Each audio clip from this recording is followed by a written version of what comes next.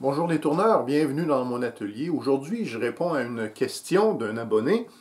Alors, la question est la suivante. Quelles sont les bonnes longueurs de manche pour les outils, les gouges? Est-ce qu'il y a des longueurs optimales?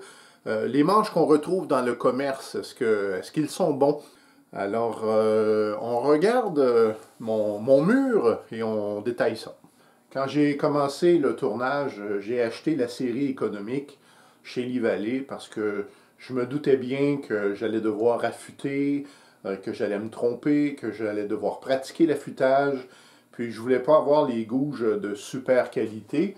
Et donc, les gouges économiques, eh bien justement, elles viennent toutes avec un manche pareil, peu importe la gouge. Et les manches ont tous 40 cm environ. Ça veut dire 12 pouces plus 3, 15. Donc 40 cm, 15 pouces.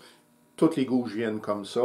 Puis donc, j'ai appris à affûter tout ça. Et ensuite, j'ai commencé à acheter des gouges de meilleure qualité parce que mon affûtage était meilleur.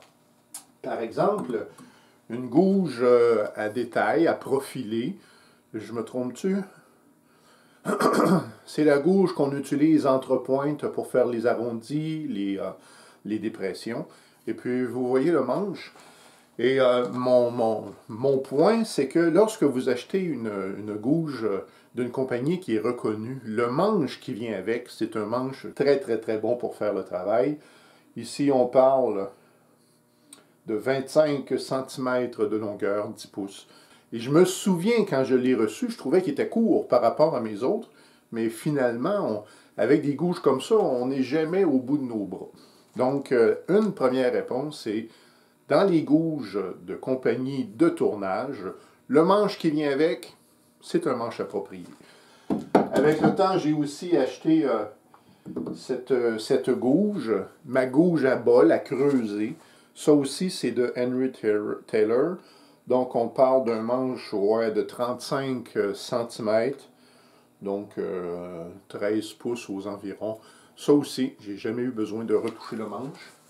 Et le manche qui a été pour moi une révélation, c'est la compagnie Hamlet. Pourquoi une révélation? Tout simplement parce qu'il est très confortable à ma main. Et si vous vous souvenez, il n'y a pas si longtemps, j'ai fait une vidéo sur ma gouge, la grosse Bertha, et j'ai fait le manche. Dans le fond, j'ai acheté seulement le fer, qui est un gros diamètre, là, 16 mm, c'est 5,8.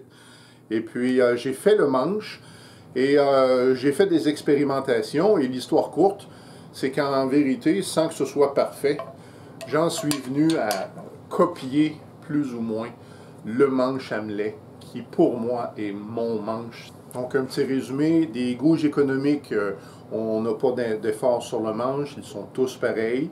Lorsqu'on fait affaire avec des compagnies qui sont dédiées au tournage, le manche qui vient avec est le bon manche. Mais si vous auriez des besoins particuliers, vous pouvez acheter seulement la gouge sans le manche.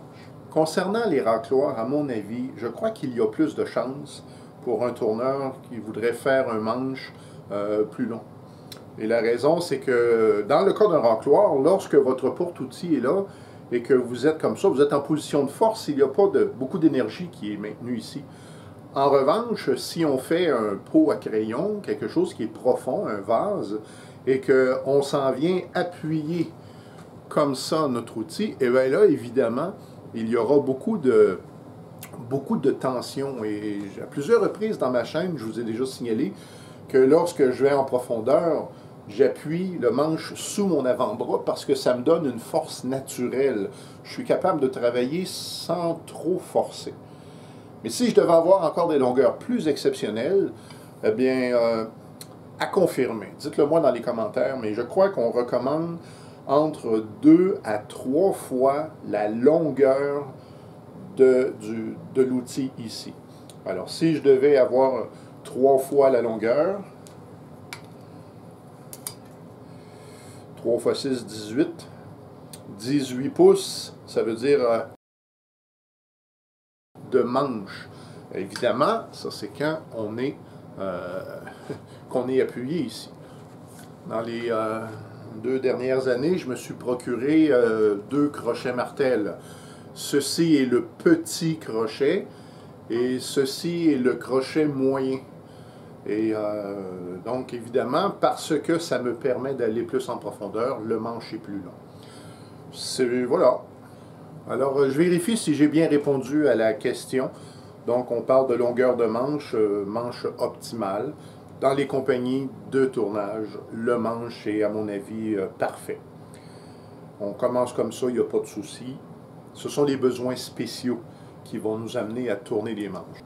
Eh bien voilà tourneur, c'est ma réponse pour la longueur optimale des manches. Si en quelques points je suis utile, faites-moi signe, j'apprécie toujours. Et au plaisir de se revoir une prochaine fois.